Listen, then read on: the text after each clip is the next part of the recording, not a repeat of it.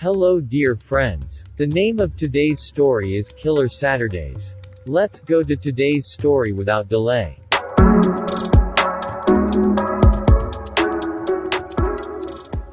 It was raining very badly.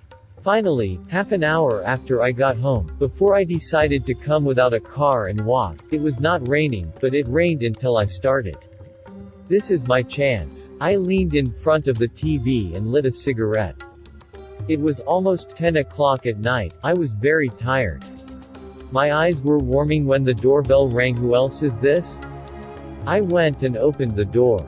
My colleague was Mike. Did something happen? Mike, can I come to you? I came to the front door and told him to come. He came to you and sat on the sofa. Didn't you say something happened? Mike, we have a new case, which is very strange. What case? Well, this is what you are planning for tomorrow. Mike, not very important. I should have given it to you now. He handed me the file and left. I felt bad. I was stressed. What kind of case is this? I opened it and I was very surprised by what I saw.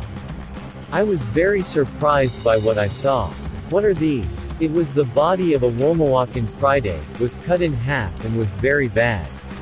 I felt bad. There was a man who had been torn to pieces, again a woman whose legs had been amputated, and I could not believe that her head had been amputated. It was so bad. 3 killed. It was written that each of them was killed on Saturday. Why Saturday? Today was Jum'eh, meaning that someone else was going to die tomorrow? Why was the method of killing each different? I was very confused. I decided to go to the murder scene first. I went to the first woman. The place was very scary. I went to the house. There was no trace of him. Our children could not find anything. You know, one thing was very busy in my mind. On the skin of each of them was written the killer of Saturdays. What was the purpose of this killer? A dangerous serial killer who kills one every Saturday. My phone rang. Was Major Cullen. Hey. Cullen, come to the office right now. Something happened. Cullen, come on. I hung up the phone and started walking. I hung up and started walking. When I got to Cullen's office, I respected him, shook his hand, and sat down. So what happened? Cullen, this case is being investigated from above and it has become very important to them. You have to solve this anyway. I'm trying but I still haven't got a thread. Cullen, sending a colleague from above. You have to work with him and solve this case, but you know I do not work with anyone. Cullen, now you have to work. I accepted sadly. So where is the side? Tonight comes. Your blood wants to be intimate with you. Okay, I headed home. It was about 4 o'clock. I was very hungry. I heated the food and ate it. I sat in front of the TV. My eyes gradually warmed up, and I fell asleep. I woke up to a knocking sound. I got up and saw with my own eyes a black-eyed woman who I was sure was on the other side and was simply knocking on the door. I quickly washed my hands and face and came to open the door. The girl said quickly, "Hi Sarah Tancredi, I am very happy to work with you." I looked at him very coldly and said, "Come on." When he came, it was clear from his look that we were upset, so we sat down and told him I'm not used to working with anyone. I just woke up. Don't be upset with me. Sarah, no sir, I was not upset. Is it good? Sarah and I were looking at the files. We were looking aimlessly and we were not getting anywhere. Sarah, the victim of this killer will kill one on Saturdays, that is, he is going to kill another tomorrow? I was thinking the same thing. We have to find the killer faster. Sarah, oh sir, how come there is no threat? I know I called from outside to bring us food and we started eating. Sarah, sir, what do you think about going to the place of the deceased tomorrow?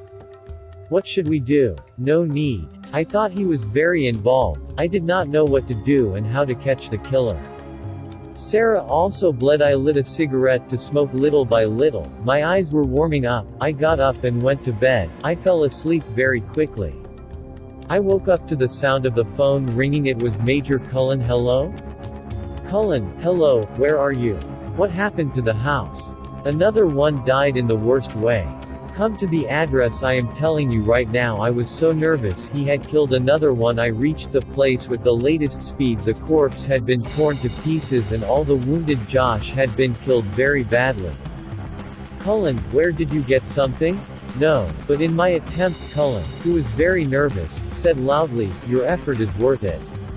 I was not upset because I knew I was very upset and nervous. I did not say anything to him. I came out, it was raining. I was walking when I wanted to smoke, so I turned on one. I was thinking to myself what to do and how to catch that killer. I think I should go and talk to the families of the victims. I got the family address and set off. I got their family address and set off. I came to the family of the first victim. Tara's name was missing. His mother was not there, but his old father was there. He was very upset. I offered my condolences and we sat down. Tara's father, "I'm sorry, detective, we do not welcome you well because the membership is broken." "No, what are you talking about, please? I came to ask you a few questions." "Father, please? How old was Ms. Tara?" "Father, he was 22 years old." "Well, they did not have personal enmity with anyone?" "Father, no, I do not think so." "Well, no problem." I asked him a few more questions and I came out and went to the family of that missing person. I went to all the families. Something was very busy in my mind. The age of all the victims was the same. They were all 22 years old. I mean, this killer only kills 22-year-olds? I need to know more about the victims. I finally got home 20 minutes later. Sarah was waiting for me in front of the house. "Sarah, hello sir. No matter how many times I called you, you did not answer." "Oh sorry, I was not at all on the phone," Sarah said with a smile. "Please." We entered the house and I explained everything to him. He was very upset, but when I reached the age, he looked very cool. Sarah, "Sir, I don't think it has anything to do with age. I mean, what does it matter? So why did he kill only 22-year-olds? Sarah, you are right. I'm sure these idiots have something to do with each other. I should have understood the reason why that killer killed only 22-year-olds. My phone rang. "Yes? Cullen, come to the office right now." "Okay." We walked with Sarah and went to the office. After about 20 minutes, we arrived and entered the office. An old man with a body was sitting. I shook hands with their partner and sat down. "Is something wrong, sir?" Cullen, "Look, Detective Steve, this case is out of your control and has been handed over to someone else. From now on, you have nothing to do with this case." I got very nervous and said in an almost loud voice, "Sir, this is not possible. I will handle this case myself." Cullen, "Look, Steve, this case is out of your hands now. Sir, please, I can close the case." Cullen, "I'm sorry, I can't do anything, I have an order."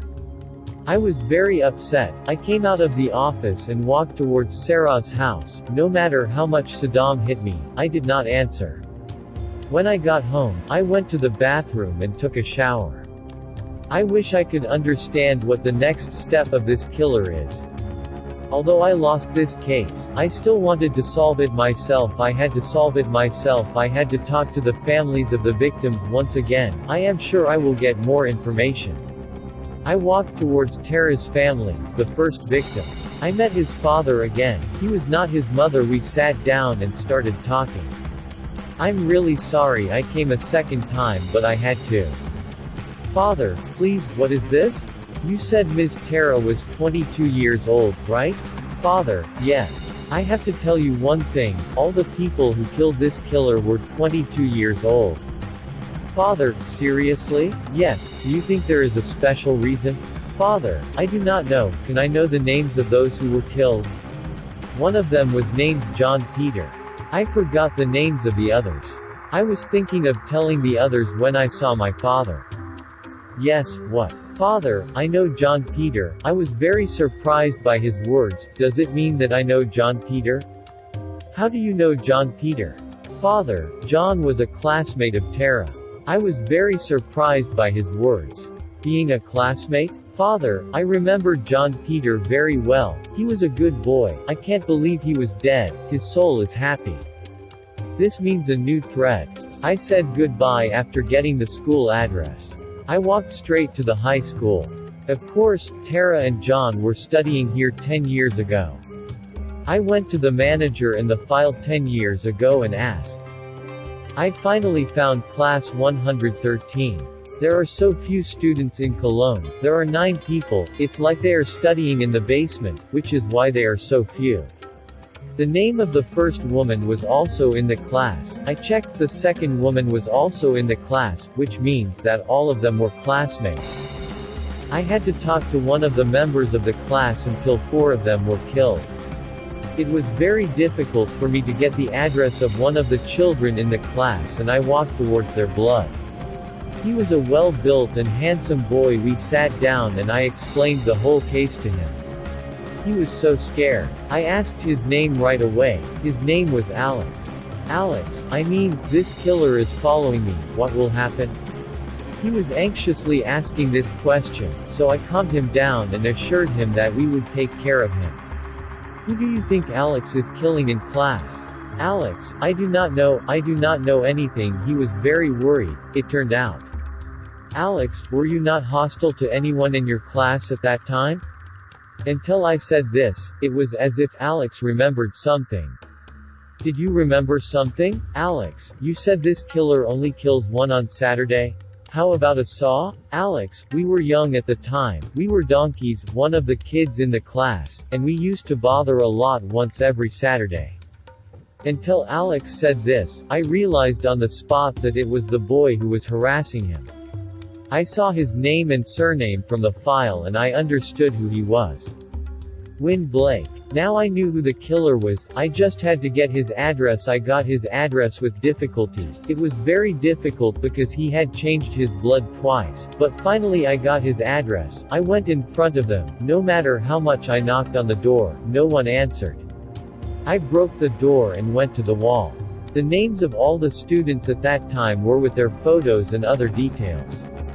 I made sure that he wanted to go to Alex. I walked towards Alex's house. I was going very fast. I was about to have 2 accidents. I arrived at Alex's house, the door was open, I went to you and I saw Alex was torn to pieces. I was very upset at that moment. I brought it up. It was a very bad scene. I hated myself. Why didn't I arrive sooner? I called and informed that after 20 minutes the house was full of agents. I also came out of the house and walked towards the house. I was very upset. Damn, I wish I had arrived sooner and stopped this murder.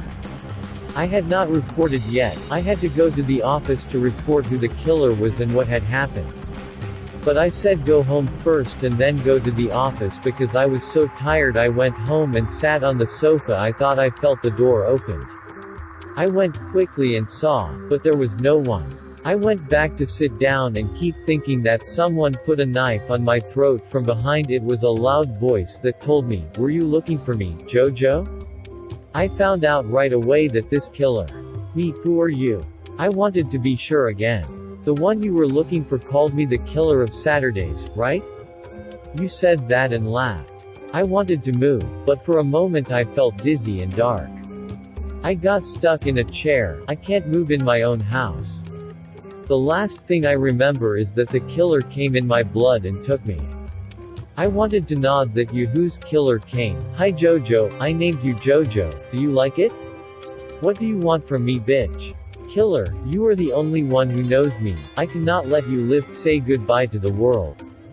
Until he said this, he took a large and sharp knife out of his waist and got closer to me. The killer was coming towards me when the doorbell rang until I heard the doorbell. I shouted and asked for help. The person behind the door was called Bob. I recognized his voice. He shouted loudly and called my name. Bob, here a psychic killer wants to kill me. Go help. Be quick. I wanted to talk to him again, but the killer put his knife to my throat and told me to shut up. Then he went and opened the door and got into a fight with Bob, but he could not hurt Bob and quickly ran out of the building. Bob quickly opened my hand and foot and I went after him. I hurried to follow his car. After all the way, we reached a valley and got off. I also took the weapon from the dashboard and went out. The killer looked at me with hatred, but then he laughed and threw himself down the valley. The killer was dead. End.